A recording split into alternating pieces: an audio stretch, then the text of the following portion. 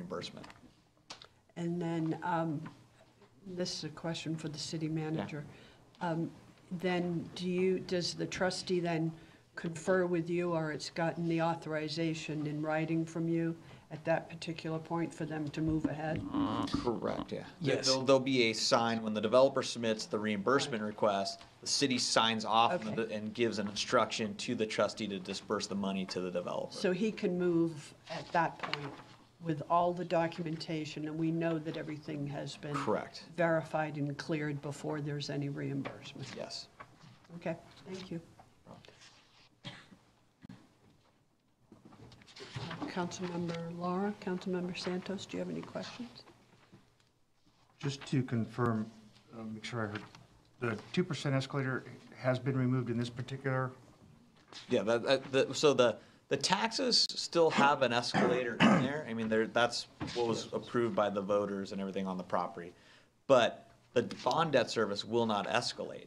So all that's going to be levied are taxes that are sufficient to pay the debt service on the bonds plus the administration of the district. So there's not an anticipation that the levies on property owners will increase 2% each year. They should be a flat levy. Excuse me, the levy on the new debt or the levy on all of that? Levy on all the debt, yeah. So, and we took that from, what did you say, 35 years to back to 20? Or So down to 20? the new deal does not go out longer than the existing debt on the property. So instead of doing a 30-year bond deal, Right. like the next two that we're doing are 30-year bond deals because there's new CFDs. This one is only going to have a 20-year bond deal to match what was outstanding because this is one of the older project areas in Four Seasons, and the tax has been levied there for a considerable amount of time. Okay, thank you. Do you have any questions?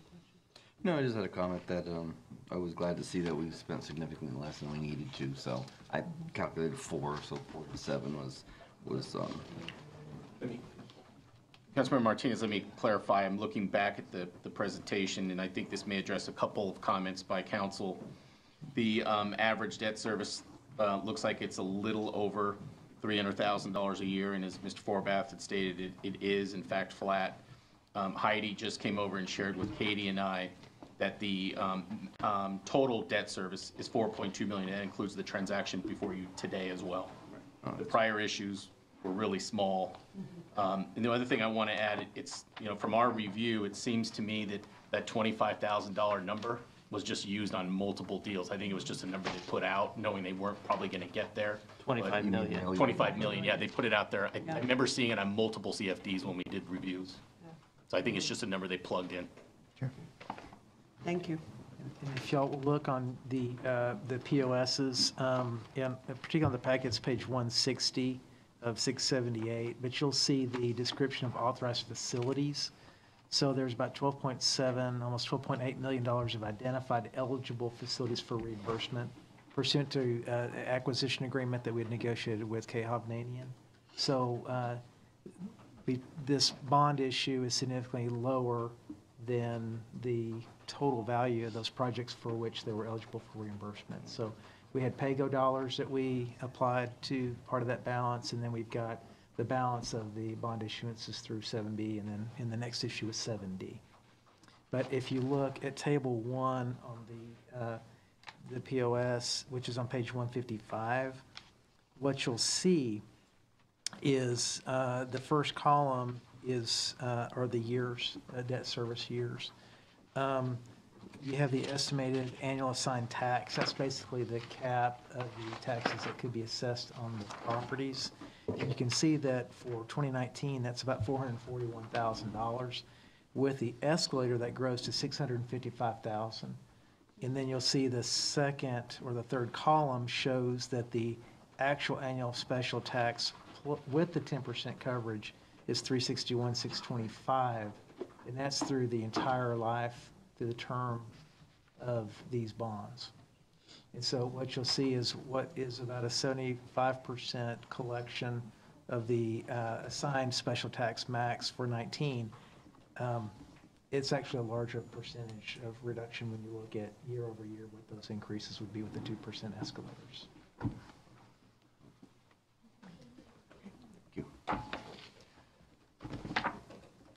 If there are no other questions by council,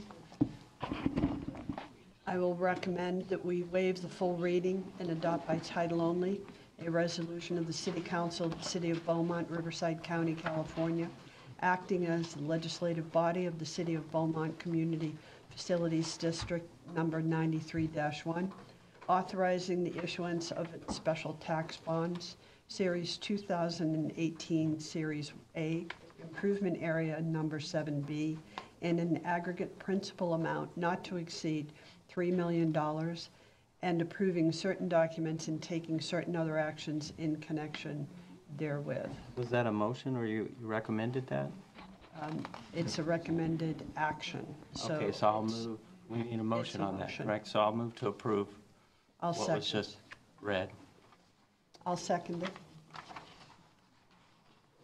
Councilmember Santos? Yes. Councilmember White? Yes. Councilmember Lara? Yes. Mayor Pro Tem Martinez? Yes. Mayor Carroll? Yes. Item 8, Community Facilities District number 93-1, CFD 93-1, improvement area number 7D, authorizing the issuance of its special tax bond, Series 2018. Thank you, Mayor, and I'll again refer this to Mr. Bush to present. Thank you, Mr. Parton. This is a similar presentation. There are some nuances between 7B, 7D, and 8E. One of the obvious on this, as Mr. Forbath had stated, this is a 30-year transaction. It does have a reduction in the special tax. This is a 10% reduction. The prior bond, the 7B bond, had 25, as you recall. That was for two purposes. One, pay-go, and there was a reduction in tax rate. It was slightly above 2, and they moved it down below 2 to get to the 25. This reduction, as I understand it, is a reduction in pay-go going forward. This also eliminates the 2% escalator. This transaction, and the way this CFD specifically was structured, it had a maximum bond indebtedness of $20 million. And with 8E, it was 25. So they always use similar numbers with each one. As you see here, this is also, I think, a final lien with a maturity in 2048 of $3,780,000. So similar to the prior questions asked by the council, no other debt will be incurred. This is level debt service, as Katie will go over in a minute. And this should be very similar to the prior presentation. With that, I'll turn it over to Ms. Coster. All right, thank you. Similar charts here.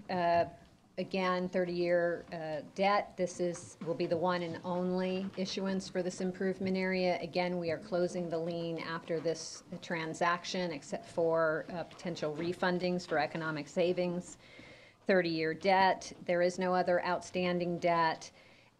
This results in a par amount of approximately $3.78 million. Which results in project funds of about $3.2 million. Again, we have a debt service reserve fund that is structured for cash and approximately $211,150 in delivery date expenses, which are cost of issuance and underwriter's discount.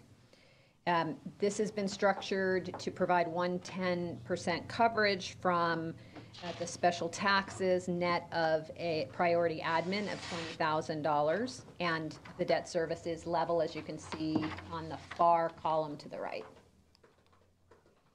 Again, similar to 7B, here are the costs of issuance broken out in detail with an underwriter's discount of $66,150.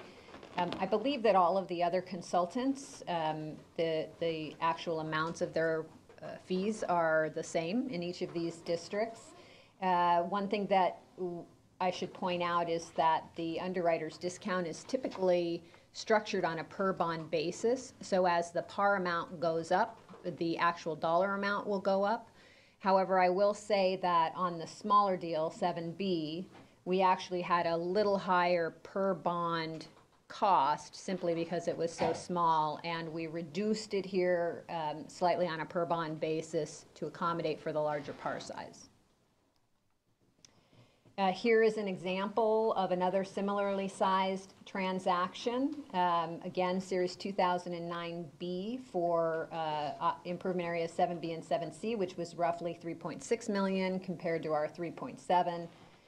Their cost of issuance were roughly 10% of the bond deal, and ours here are proposed to be roughly 5.6%. This slide shows the debt service broken out between principal and interest, and you can see how it goes out to 9/1 of 48, and that it is in fact level. And 7D, we are going to be doing this transaction under the same schedule as 7B. The intent is to print the preliminary offering statement tomorrow, subject to approval tonight. And we will be pricing the 7B and 7D bonds on the same day and closing them on the same day. So with that, I will turn it over for questions. Thank you. Do we have public comment on this item either? We do not. All right, thank you. Council questions? I don't have any questions on this one. So this is the first issuance for this improvement area, Correct. but the 296 homeowners are already paying and have been paying their Melrose for the debt service, correct? They've been paying a maximum special tax, correct? Okay, so what, same question as before, what happens to, if I'm an individual living in this area, have I already seen the decrease that we're approving tonight, since we're locking it in at, not at the 20 million?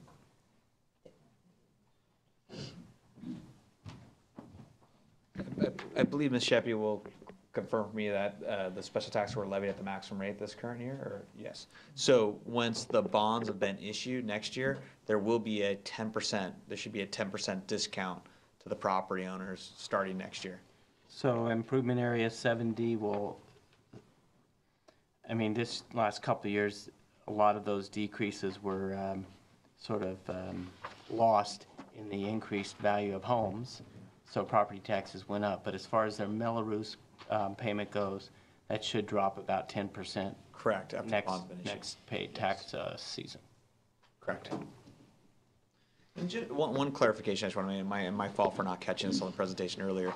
7D, as in David here, did not have an escalating tax ever. It's a flat tax. It was one of the few ones that actually had a flat tax, not an escalating. So 7D, the one we're doing right now? The one we're doing right now, Okay. yeah.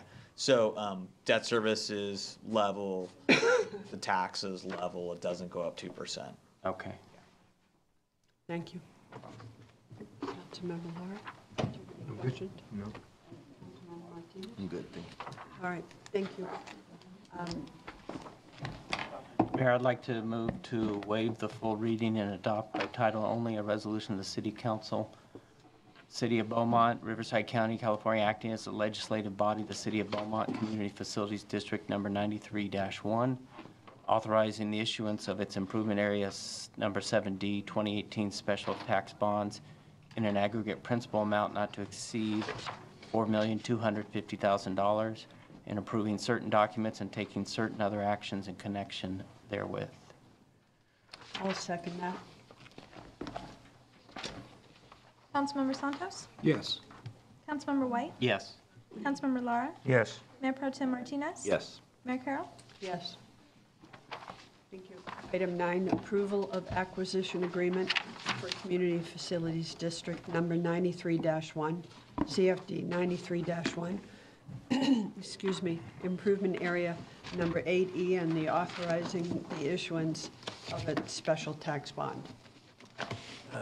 Good evening once again. We're going to start this presentation off a little bit differently. This one involves a reimbursement through the CFD for Pardee. As the council's aware, there was an agreement with Pardee that was made a little while back. I'm going to have Mr. Forbath come up and kind of set the tone for that agreement, because as you'll see in the slides going forward, some of those specific issues will be revealed. Thank you, Mr. Bush. So just real quick on this, there's two separate actions for you tonight on this item. There's one is an action by the City Council. I'm sorry, the first action is the City Council acting on its own behalf, approving the acquisition agreement with Pardee Homes. And the second action is the city council acting as the legislative body of CFD 93-1, approving the issuance of bonds by improvement area 8E. So just a quick reminder here from where we've been with Part E.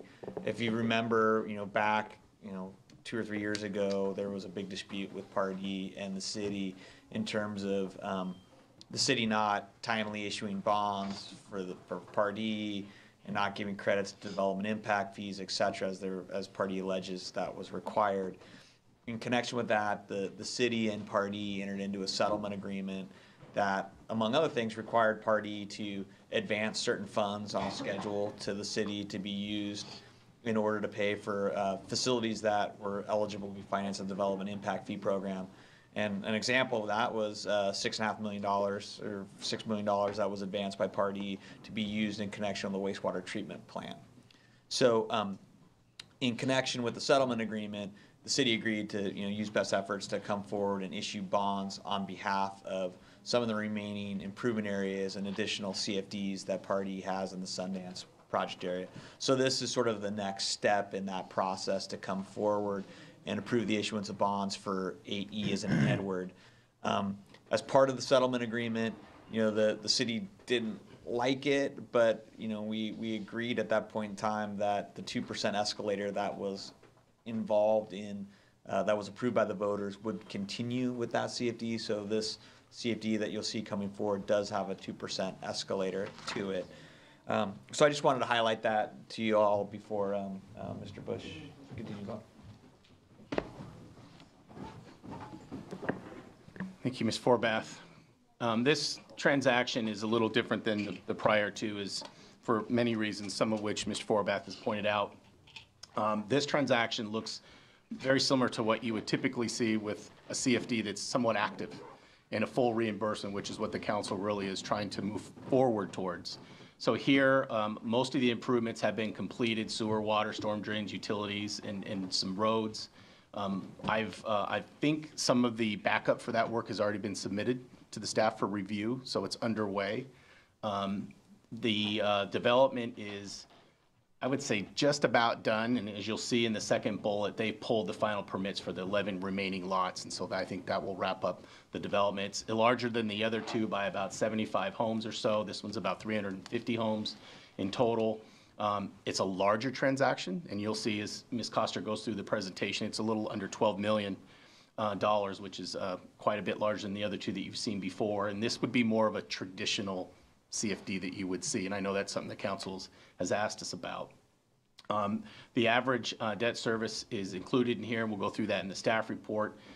This also had a maximum bond issuance of $25 million assigned to it when it was created. Obviously, we're not going to get anywhere near that. This is the final bond issue for this improvement area. It matures in 2040. It's a 30-year transaction.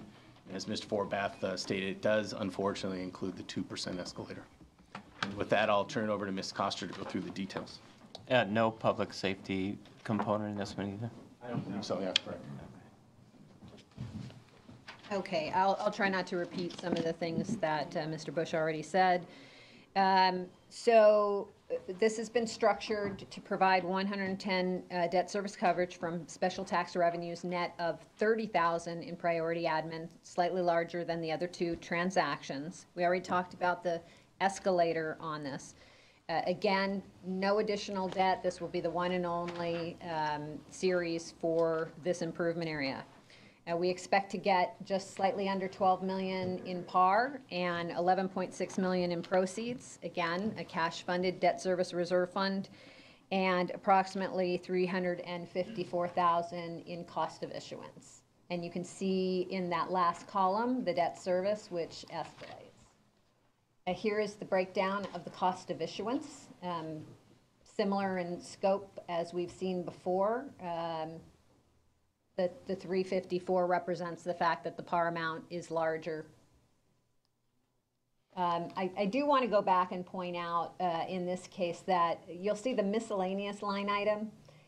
We have refined that number, so it's not going to be that high. It will probably be about $5,000. So this is a little bit overstated from what we anticipate it to be at pricing.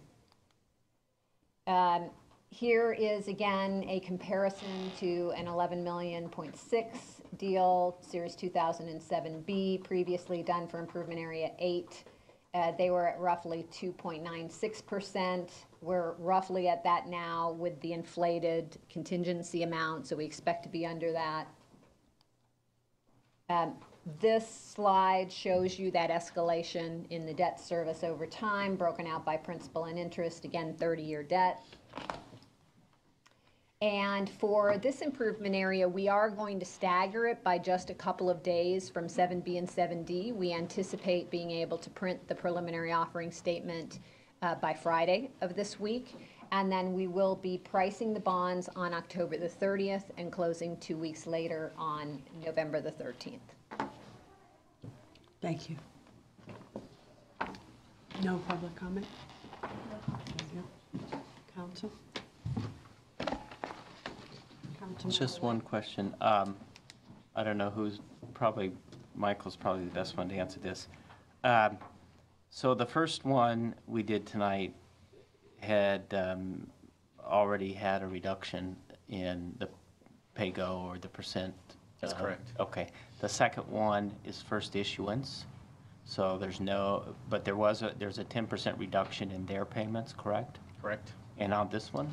I think it's the same thing. I think they'll have pay-go reductions, if I remember correctly, Okay. of 10%. The difference between the 3 and 7B, the first one, there was a tax rate adjustment on top of the 10% pay-go reduction. Okay, and in previous council meetings, we talked about the number of homes and the percent of people in CFDs that have already seen some reduction based on our actions.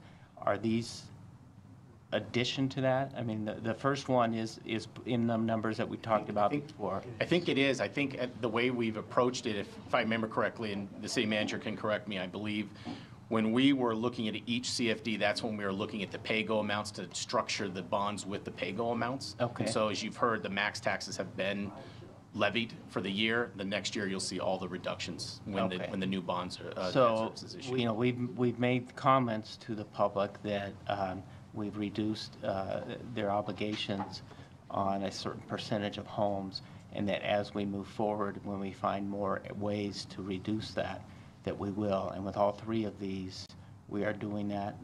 That's correct. Okay. One other thing you've talked a little bit about refinancing and the 2%. You know, obviously 8E will have a call provision at the year 10 as well. And if there's a chance to refinance it, then that's when we would look at the 2% escalator like we have with the others to try and take it out. So every opportunity that I think is presented to the city, that should be looked at as an opportunity to take that out, and that's when that would occur. Okay, thank you. Mr. White, Councilman White, if I could just clarify one of the first things for you is you asked about the services tax for public safety on 80. And again, that was not available because there's residential property owners in there. But as part of the settlement agreement with Pardee at that time agreed to put the public services special tax on CFD 2016-2 and 16-3, which, how many units are in that? So about 1,200 unit, Pardee agreed to put that public services tax on 1,200 units as part of the whole settlement. Okay, thank you for the clarification. Thank you. Any other comments or questions?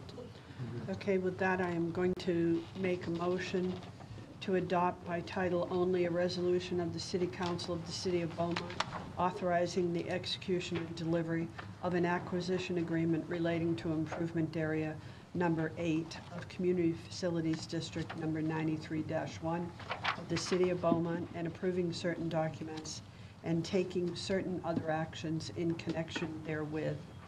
Now, do I have to do the second one separately, or can I say and? But they're separately because they're two separate. Yeah, Leave it at take that. a vote, because the first one is your city council vote, and the second one is the legislative body of the CFD 93-1. a Yes, point of okay. order on this. You needed to include waive the full reading in your motion, I believe. I did. No? I did. No? All right, then I will wait. I'm not going to do that. I will waive the full reading and adopt by title only. I'll second. Councilmember Santos? Yes. Councilmember White? Yes. Councilmember Lara? Yes. Mayor Pro Tem Martinez? Yes. Mayor Carroll? Yes.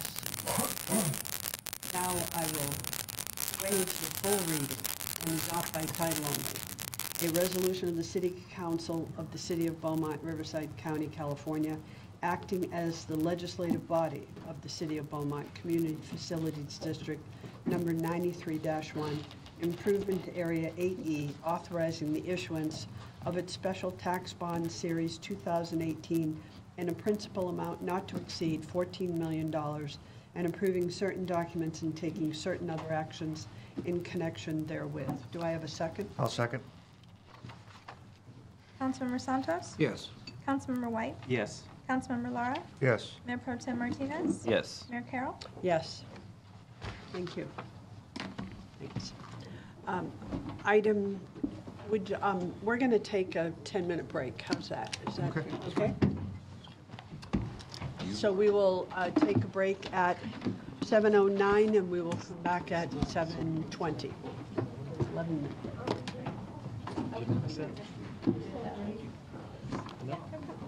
It's nice to see. It did. I know, it's too bad. That's 2%. We'll notch it down eventually. Yep. We got it. Do a whole lot of not-its. Nothing I complain about is bigger than federal units. He says I look like $1,000. No, go on. Your books. She got a kick out of that story. I did. Yeah. I love it. She said, "Go on." I did my part. All I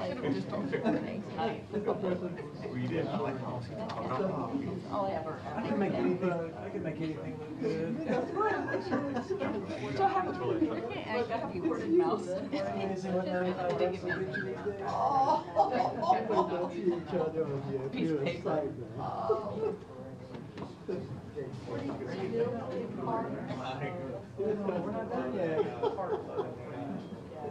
Yeah, we're supposed to do it.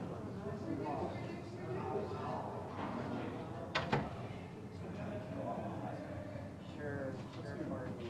43 million in cars. Yeah, and that little piece of crap over there. Yeah, that's what those $200 jungle gym cost.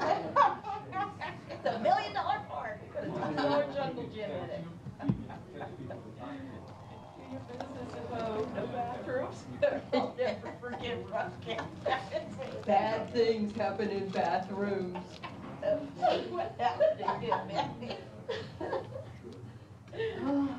Do your business at home. I will never forget that, man. What was he talking to that bride divorce? He asked him for the bathrooms. Yeah. In DeForge Park in the development. Yeah. Remember that? Do your business at home. You know, she did this, you know, this whole city enough, you know, no outdoor bathrooms.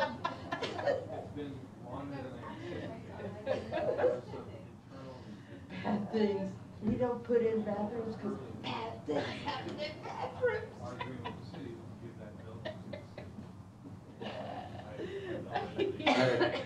God. He got away with it. He never brought us the bathrooms again.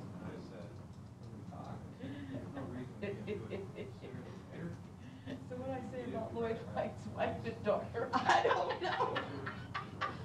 And I don't He picked the care. wrong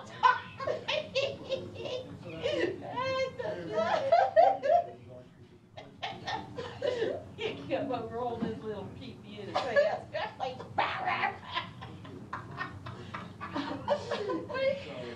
Especially when I think of both of them exactly the same. One's about as bright as the other. Sat in the same spot, changed. They look the same, they act the same.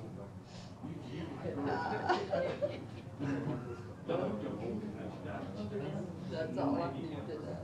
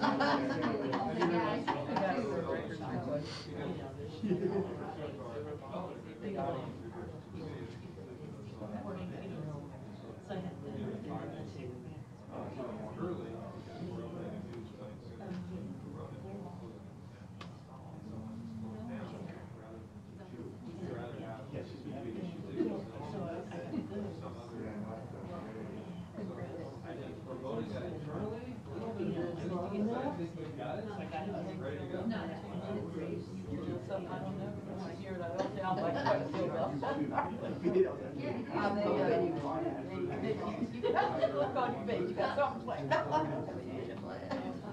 kid that used to drive off in the middle of that, get back about 4 in the morning. Sometimes we see it on the news.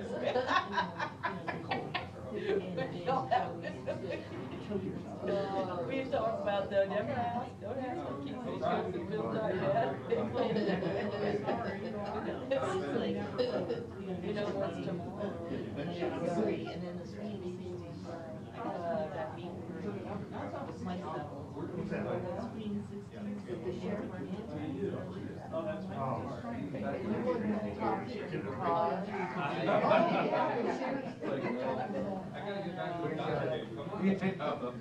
We'll wait to see how the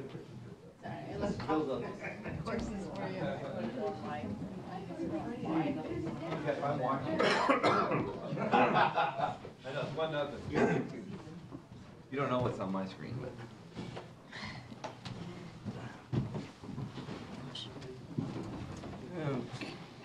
Thank you, Mayor. Yeah. I had some weird stuff To pop up. anticipate you asking. But it's recording, I checked, so it's. I don't know when it started, but.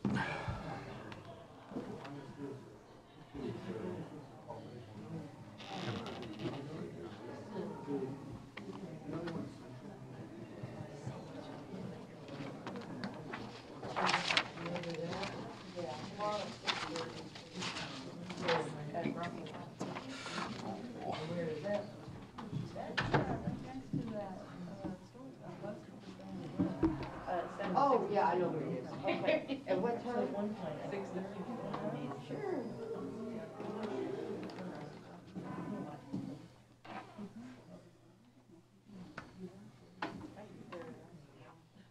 Oh, you have the pasta.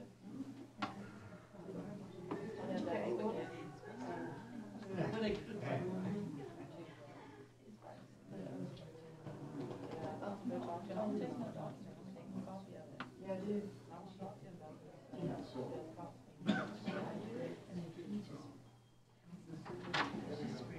Done the DAs and meetings like that. But nothing happened.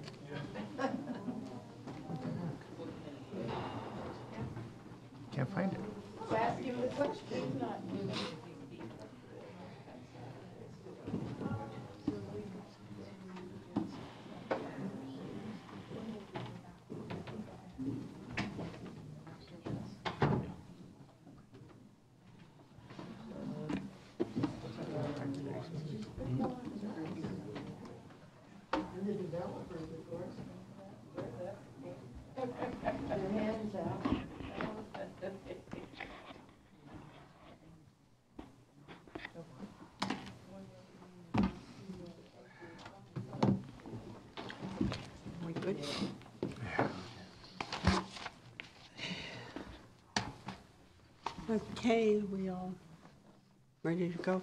Item 10, Party Sundance Park Fee Credit Agreement.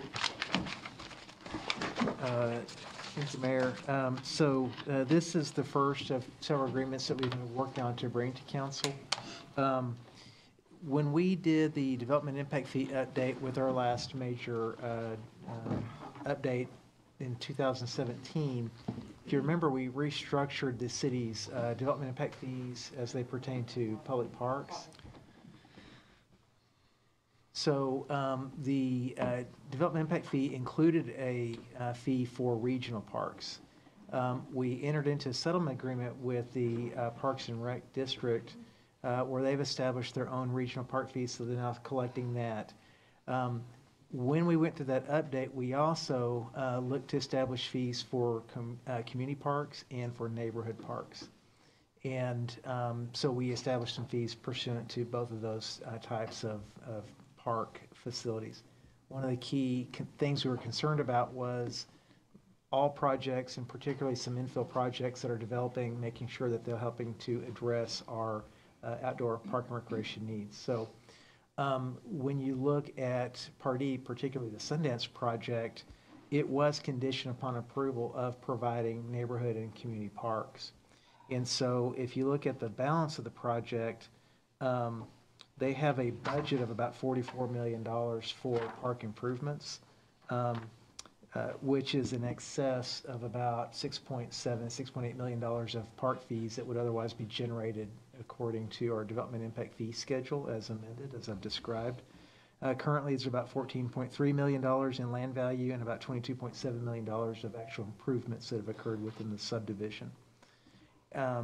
Also in 2017, we passed and adopted a Quimby Act ordinance, and what that established was a park density of 3.35 net acres of parkland for each 1,000 people. And it provided that developers would be required to either build parks or dedicate land for parks. So pursuant to that ordinance, they do have the right to have consideration for the actual improvements that have been made and are being contemplated for the project. So what this agreement would do, since Part E has exceeded its requirements under the Quimby ordinance and has exceeded the value that was otherwise specified in the impact fee, would be able to get credit for improvements that are being made.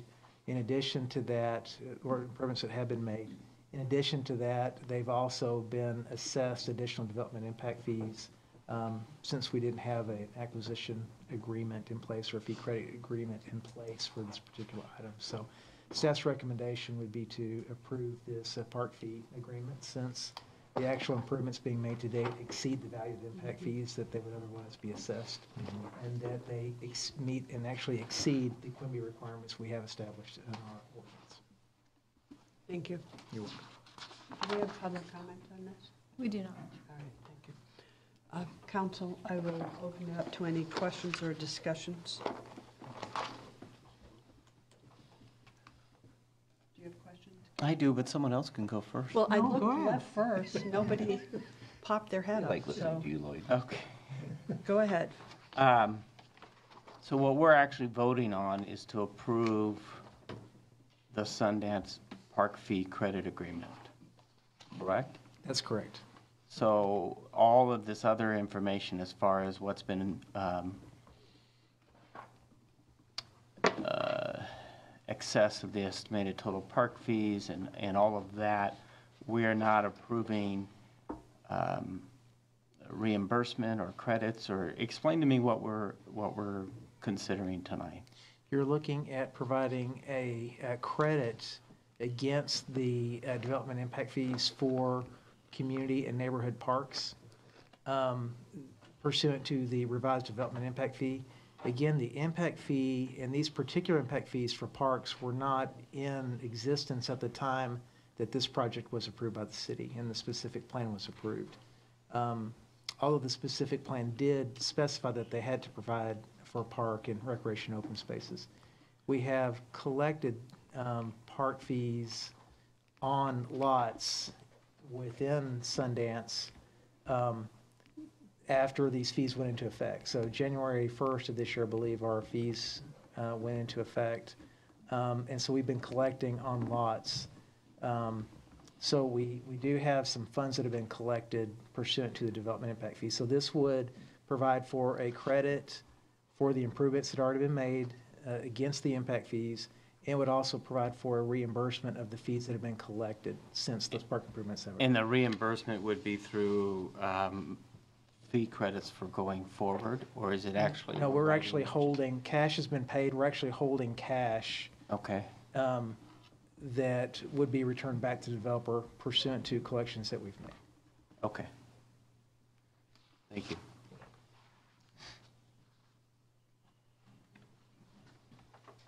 Any other questions from council? So just for clarification, so basically it's an overpayment kind of. They paid extra, more than they really needed to, and we're Well- giving them credit back to where.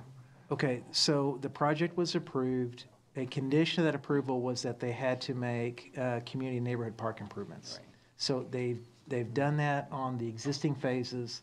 In addition to that, there's another schedule of park improvements to be made, such as a community center in the senior housing project and some parks and open spaces, improvements within the SoCal Greenbelt area, so trail improvements and some additional parks and amenity centers that have been constructed and are planned to be constructed.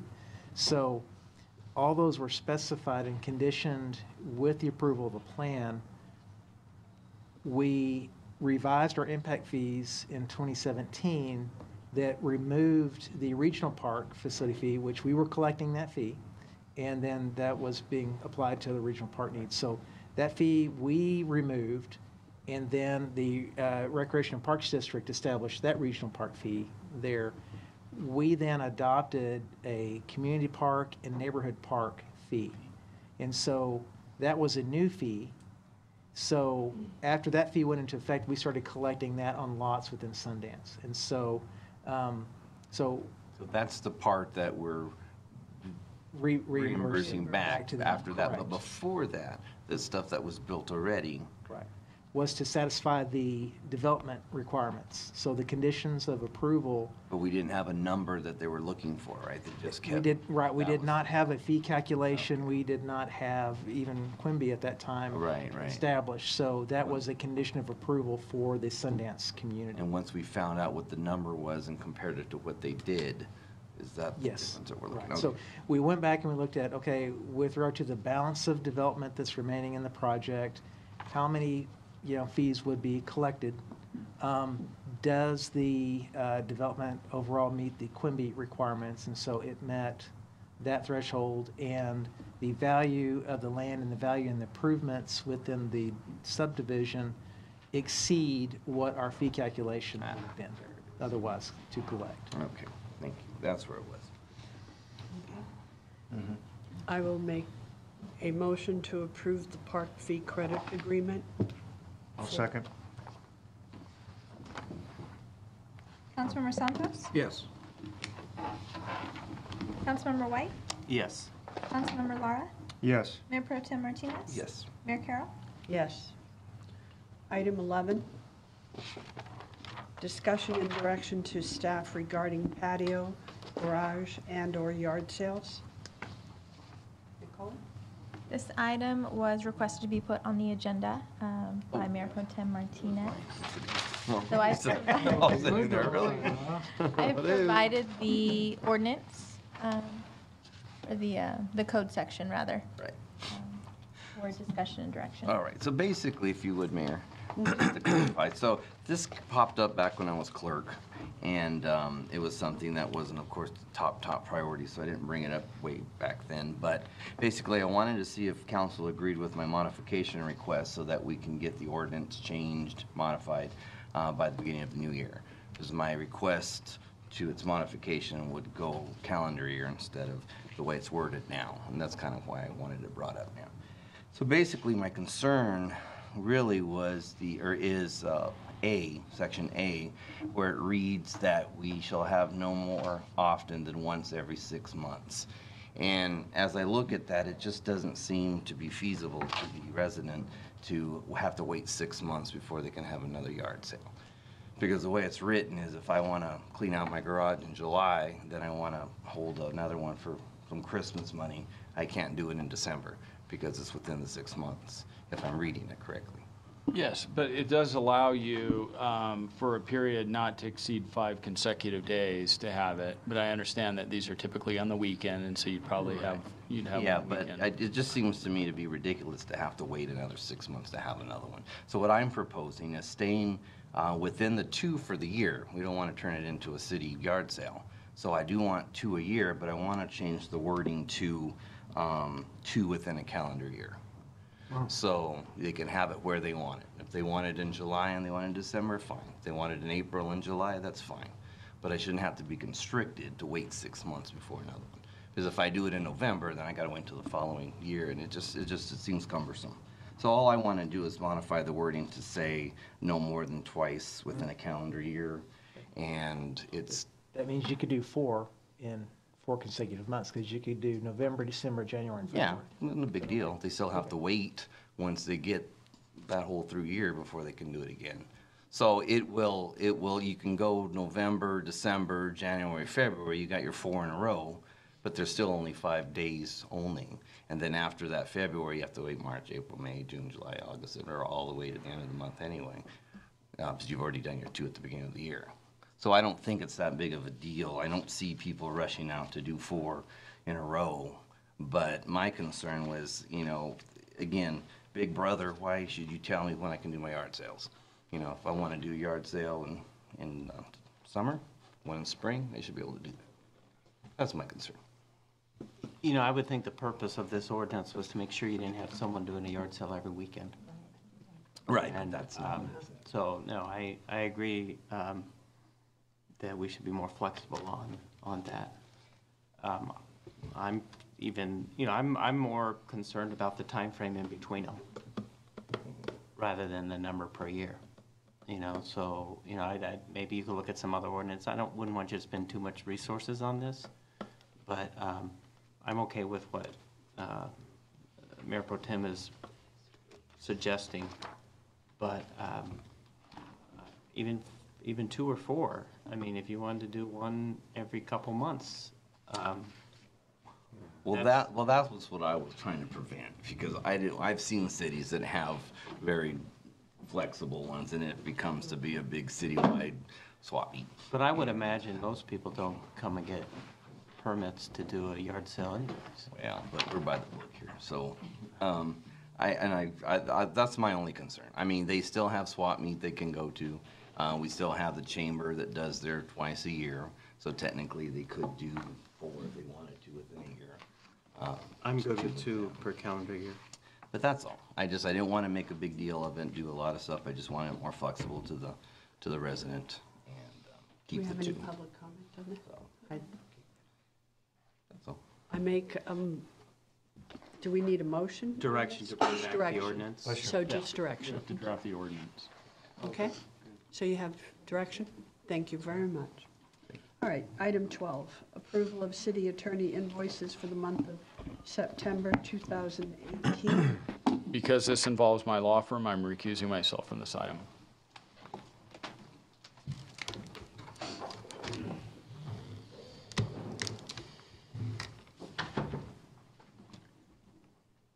Do we have any public comment? We do not. All right.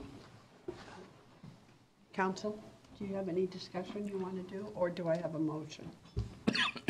I'll make a motion to approve the invoices in the amount of $65,948.86.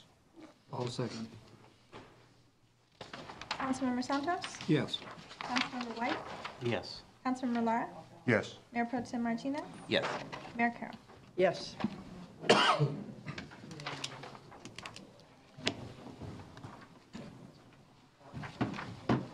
Item 13, legislative updates and discussion. Thank you, Mayor and Council. Before you tonight, don't have much in terms of legislative update because the state's out of session and the federal government is still working on passing their funding bills. What we are working on at City Hall is our 2019 legislative platform. So that's where we're going to be looking at the purpose of what Beaumont's going to be doing statewide and federally, our guiding principles and policy statements that we want to put together. And it's going to identify key areas that we want towns in to focus on within the state at the federal level.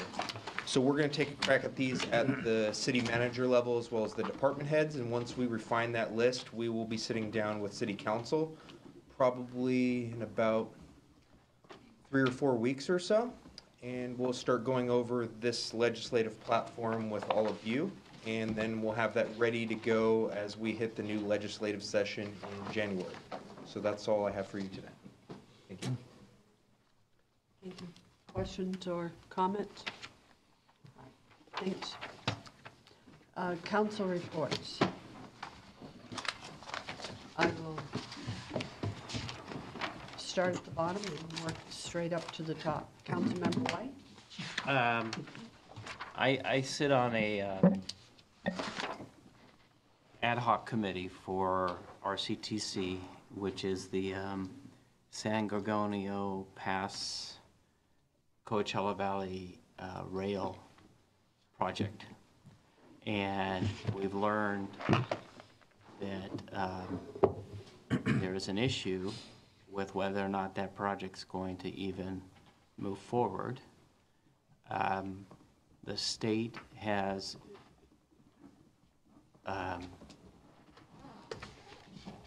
run into an issue with Union Pacific, who has indicated an unwillingness to continue to move forward with the plan that we had all been operating under.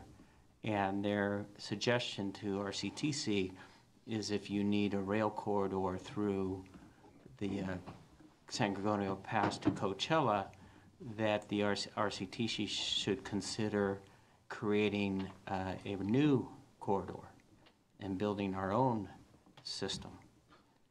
And the cost in doing that would just be outrageous and prohibitive. We've spent a couple $1 million already on design and studies, and we're at a crossroads where we're about ready to authorize more.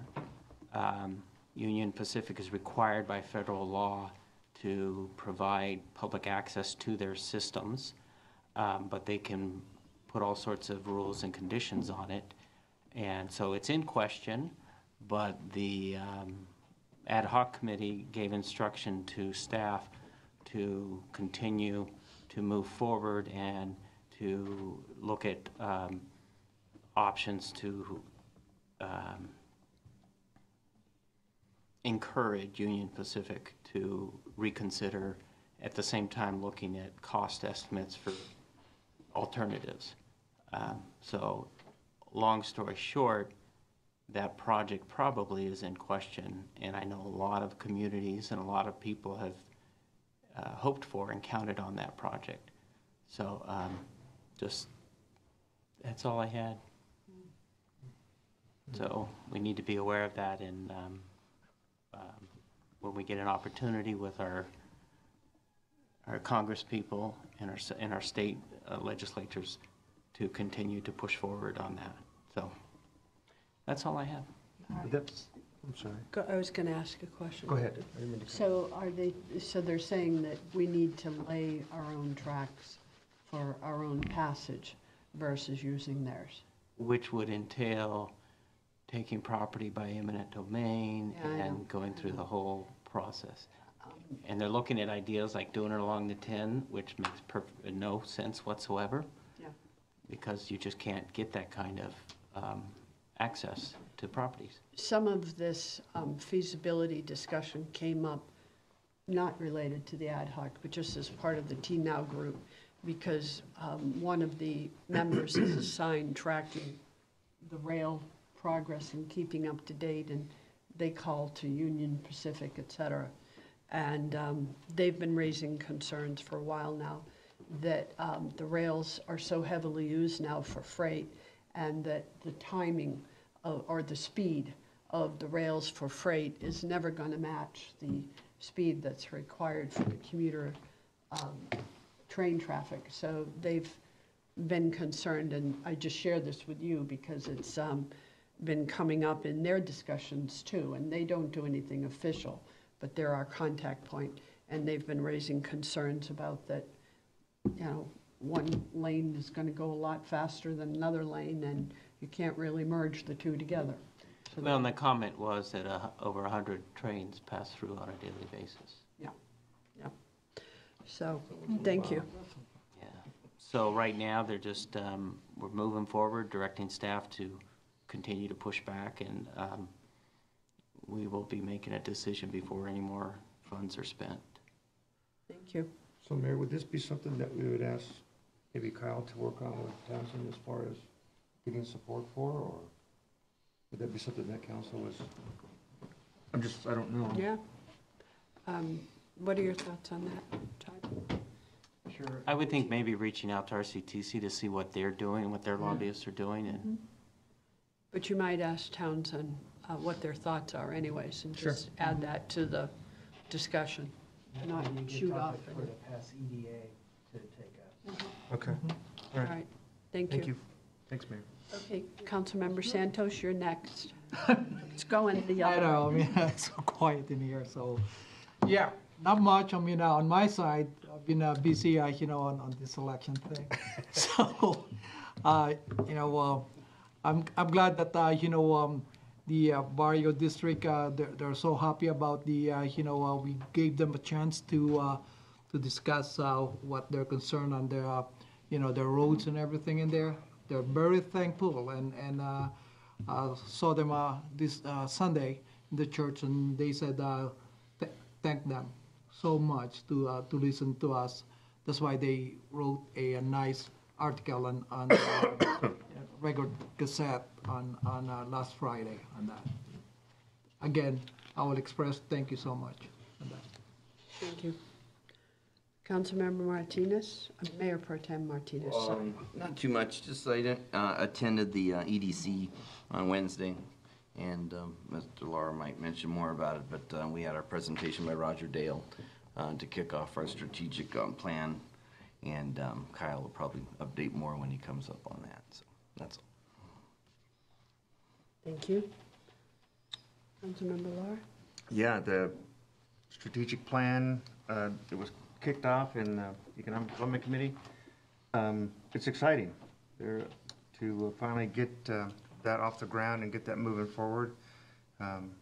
We have stakeholders, I think, have already been identified, and looks like we're ready to get moving on it. So, lots happening.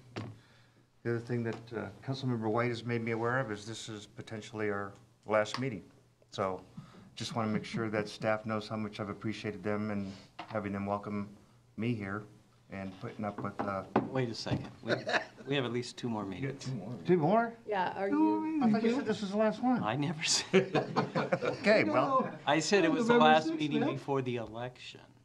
well. We're still on, even if we don't get reelected. I don't win, there's no sense in dragging it out. I'm not a glutton for punishment. You're gonna use your vacation. I wanna get yelled at, I'll stay at home and not do chores. Yeah, so much, Clarify, Lou. yeah, so I much, do wanna thank everyone though for you their. have so much to say, you have to get ahead of it a couple months. Yeah, it's good. I'll drag it out over the next 2 meetings apparently. So, thank you. Well, then, Is it hot in here, or is it just?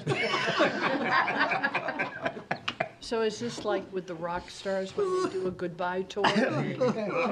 Back over and That wasn't the intent, but I guess so. Okay. We do have T-shirts outside of the. In the parking lot on the truck of my car. I want to take a minute to read a letter I got. We had a citizen in the community who had been expressing great concern over some activity that was harming her property and just becoming a nuisance with one of the park areas that was near her house. So, and she had a lot of complaints, legitimately so, and she really needed to be heard. So I got a letter today from her, or copied on a letter to Chief Solis. I'm impressed and overwhelmed by your concern and responsiveness to this situation. My fear and frustration is being replaced with admiration and appreciation for the job you do. I truly appreciate you following up, not only to ensure the safety for me, my family, and my neighbors, but for working with the football program to implement measures and awareness to mitigate the chance for future occurrences. Please extend my appreciation to the football program as well. I understand there is only so much control an organization can have in a public place, and their gesture will not be forgotten. So that is from resident Marla Christensen, and thank you so much for handling it so professionally that we get letters like that. I very much appreciate that. And that's all I have to say. I can't say anything better than that. So, economic development update.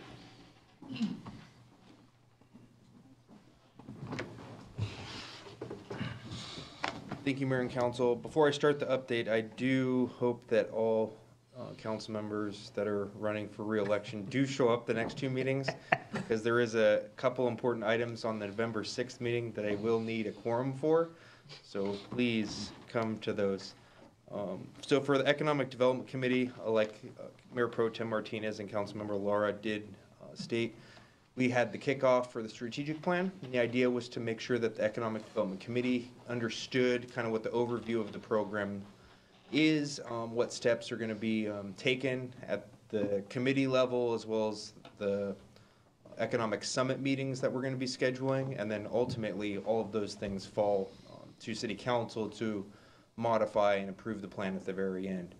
So with that said, we completed our first iteration of the stakeholder list. I think I sent out probably like 90 emails today to identified stakeholders, and those cross the gamut between department heads here at City Hall, some of our major stakeholders within different agencies within the city, so like the Park and Rec District, Beaumont Cherry Valley Water, Pass Water Agency, the Library District, Highland Springs Resort. We included all the medical facilities, so Epic and Beaver, Loma Linda, Sangronio, Pass Hospital, the boards, the CEO at the hospital.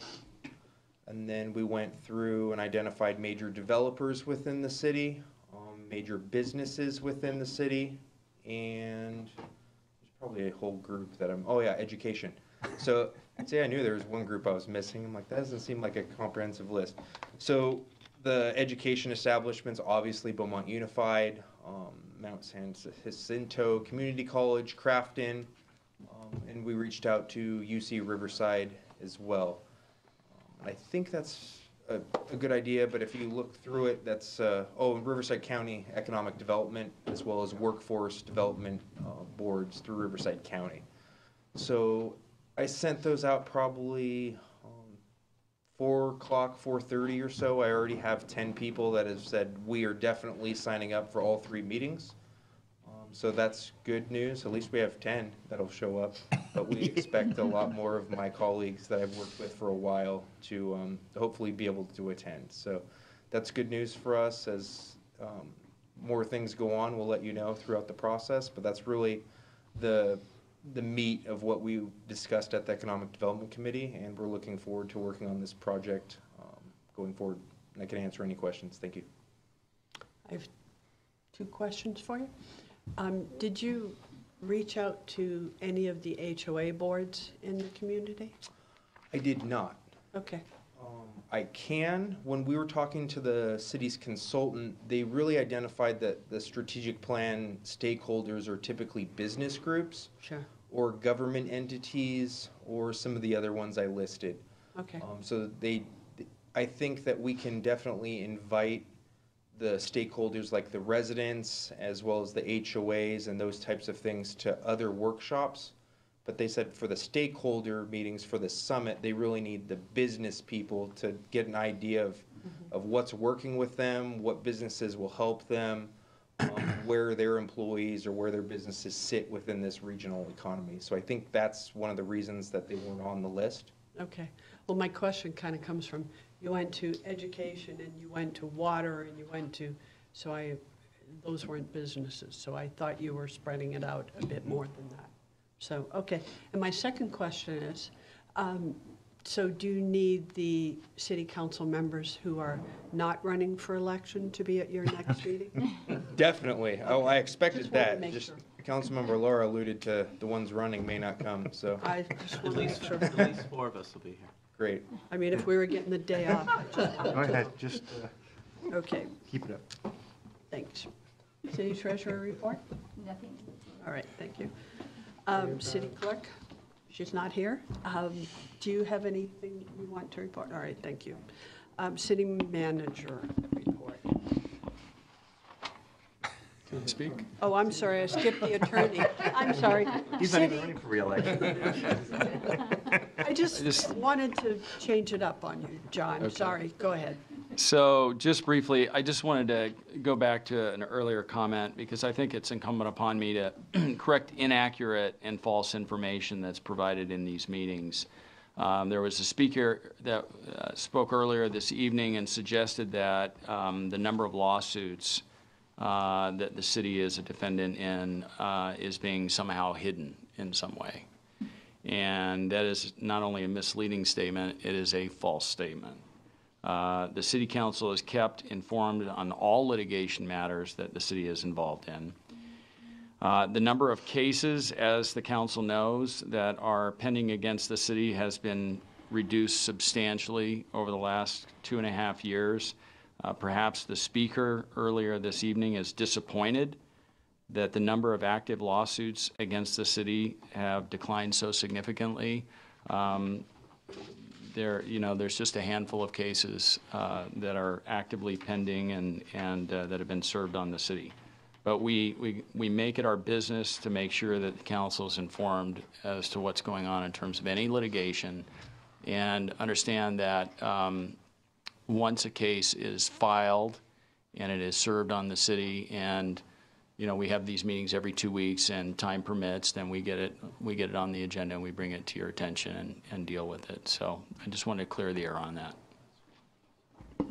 Thank you for that clarification. Now the city manager report. Oh, my. I'm speechless. I doubt it. Well, we have some very exciting events to remind everybody of. Tomorrow, we have our 2x2 kickoff with the Beaumont Cherry Valley Water District.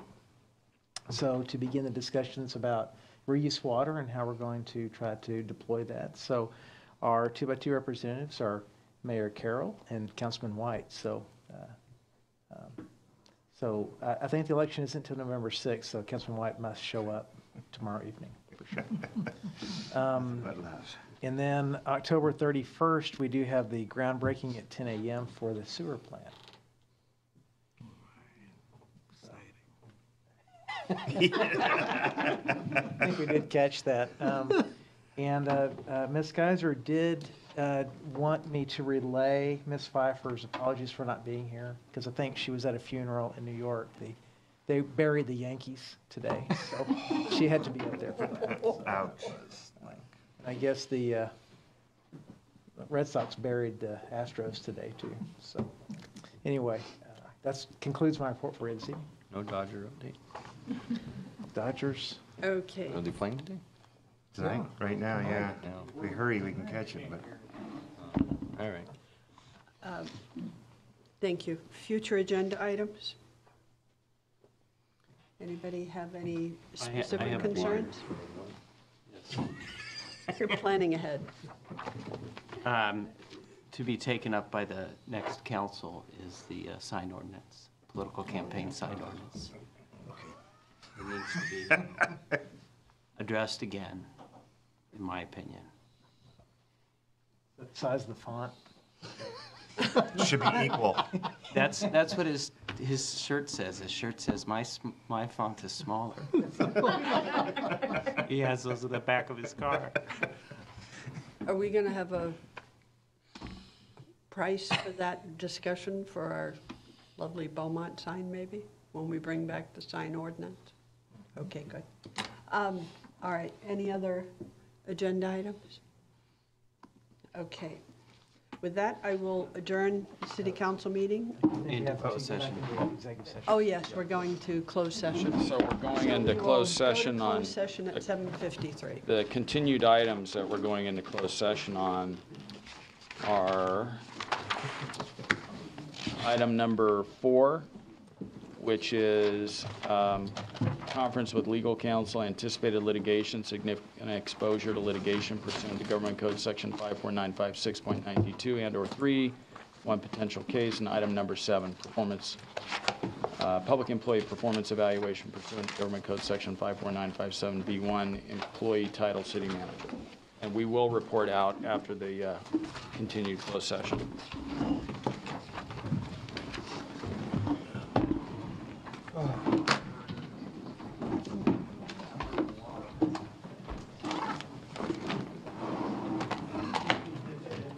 Sorry, John. I know. You were close, buddy. Yes, I was getting ahead of myself. Get your soda.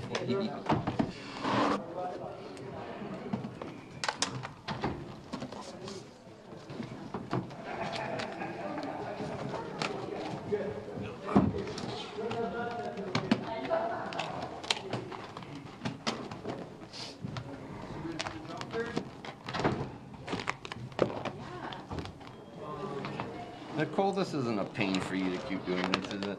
It's just part of my routine. Okay, thank you, because it's so much easier just to download it to my computer. It's there, I have them all. Yeah. I don't have to go to the internet and pull them over. So I like to have them on hard drives. And then I use it in case it goes down here. I always have it a backup. Right. So. You know what? I Oh, there you go. Thank you.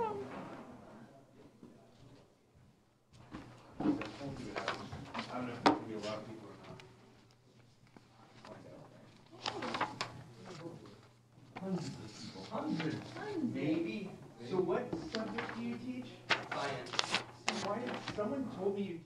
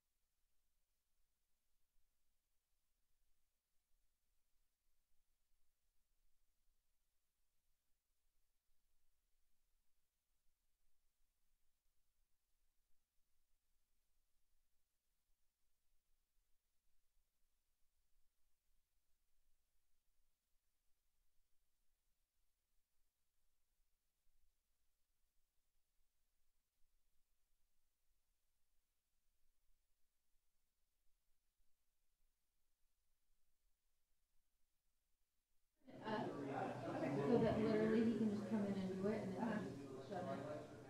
You know how to, yeah. And then which button? It's these two right here. And then that's like, that's the camera. Oh, I've never seen that. Oh, well. I mean, clearly it doesn't.